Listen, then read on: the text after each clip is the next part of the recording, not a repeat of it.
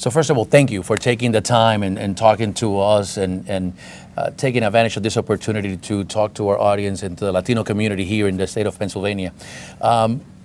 As you know, one of the most important, if not the most important topic right now, not just for Latinos, but for everyone, is the economy. Absolutely. And so I want to take advantage of this opportunity for you to talk directly to the Latino community and tell them what is the plan, the KamalaHarris Tim Walz plan to help our community with everything, gas prices, food, insurance, childcare. What's the plan? Exactly right. Well, first of all, we know that this community is a critical part of our economy in all aspects, all across it. And I think the one thing Vice President Harris talks about is an opportunity economy. And what that means is everybody gets a shot. Starts out with making sure things like home ownership are more affordable. When you have more houses out there, she's talking about 3 million houses, some down payment assistance. And then talking about those things that we really matter. You're talking about grocery price and things. What we know is things when you target tax cuts like the child tax credit to the middle class, that cut poverty in half for the community. She wants to make that permanent. That's $6,000 a year. And what that allows you to buy formula, allows you to buy food for your kids. And then I think that idea about those daily things of drug prices and things, making sure that those are capped. But I think the biggest thing is making sure that we're not giving tax cuts to the wealthiest while we cut programs across there. Things like good public schools, investing in, and the child care one of making sure that we cap. She's a proposal out there that you don't pay any more than 7% on child care. It's really difficult to for folks to do that. You start seeing if we got a family where we're invested in our schools, we're invested in our kids, you've got a child tax credit, we're capping the amount that you spend on that. Now all of a sudden that's a family-friendly opportunity economy that works for everybody. You know, Latinos like to be entrepreneurs. We like to open our small businesses. Absolutely. And can you elaborate on that, on how you and your administration will help small businesses? Yeah, and this is a big one, and you're absolutely right, and we need it. This idea of starting and launching more businesses, and that's what the Vice President is focused on. One of the things is we need to make it easier, cut some of the red tape, make it a little more. Those folks out there, your listeners know, it can be a little bit burdensome. And then the biggest thing is it's startup costs. And right now there's a cap of $5,000 on a tax credit for that. She's talking about lifting that up to $50,000.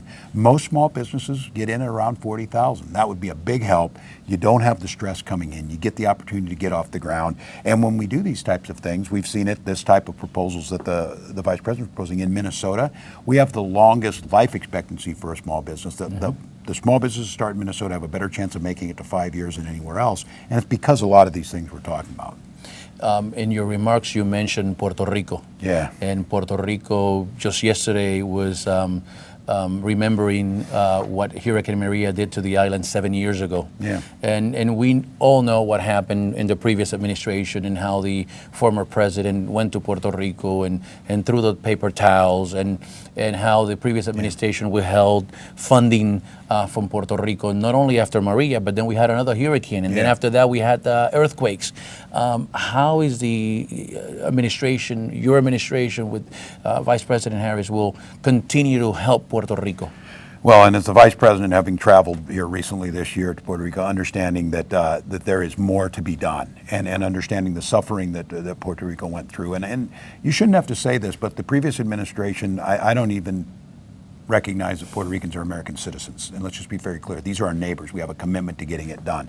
The Vice Presidents have made it clear that we will continue to be there to support. We will continue to be there until the rebuilding is done, with an understanding that these events, as they come, we need to be prepared for them. We need to see there. We would expect that of any of our neighbors to be there. So I think it's the first acknowledgement to know that there's folks still suffering, to know that the recovery has been long, but the commitment to getting this right, and that continued investments into a vibrant community, that we need to be there. So we have about 600,000 eligible Latino voters here in the state of Pennsylvania. So I want to give you the opportunity to talk directly to them.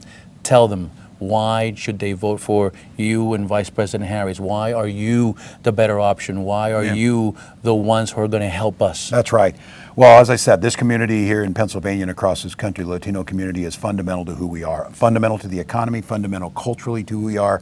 As you know, Puerto Ricans serve in the military at a higher rate than any other place. So we know the commitment and love of this country is there.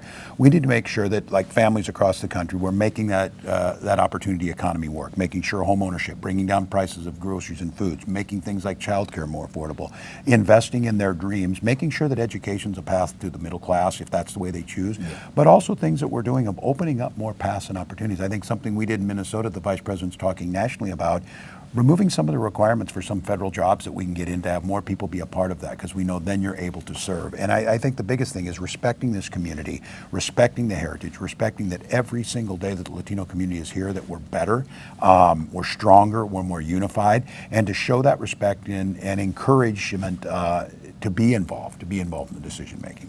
Before you go, how are you doing? Thank you. How this whole thing, how again, I mean, your life changed, right? Yeah. So how are you doing, and how has it been, this ride? Yeah, well, thank you for asking. Doing well. It's a privilege of my life to be on it with it, but I think the biggest thing, the gift that the Vice President, by choosing me, and the American people have given me, is the chance to talk to them in their homes, in their businesses, on main streets, in their school gyms, and listen to what their hopes and dreams are, and see. And for me, it's been, it's what I always knew. This is a country of caring, kind people who are optimistic about the future, and that just inspires me. They're giving me energy. I hope they're feeling some of the energy, and our politics can be a hopeful place. And I think that is something that's a gift that I'll cherish forever. And the family, are they? They're doing well. Thank you for asking. They got a little bit different. People got to know them a little bit, but look, that matters to all of us. And I'm to have my family along on this, and they get to meet a lot of families. I think we're middle-class people. The Vice President talks a lot about that. Just a lot of optimism out there. So I appreciate you asking about them. We're doing great. No, thank you Thanks for so much. the time, and good luck. Thank you. We'll work hard.